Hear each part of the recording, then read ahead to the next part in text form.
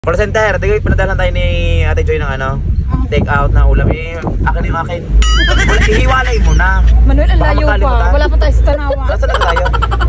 Ang layo pa ng... Ay, ang bulong pa lang pala rin. Sige, muna. Nasa ang bulong pa rin hinahati na. Masyadong excited. Si Joy, ang padala mong pasyaran sa amin, nasa ang bulong pa lang hinahati na. Nakuha na ni Manuel, pinabubukod na. At ang pagbabae, dala na niya. Pagdala. Pauyuhan ka rin naman sa pagdala. Ay, di kaya nga akong kumuha. Ay, kaya pala siya ang kumuha para hatiin agad. Hatiin. Akin ang eco bagha na pala. Masyado excited eh. Layo pa. Diyos ko po, Manuel. Eh, maigi nagsisigurado. Alam nang maigi ang ano, safety first. Yun ang lahat. Yun na, yun ang lahat. Ang hindi makapakita pa talaga. Transparent. Transparent kasi ang...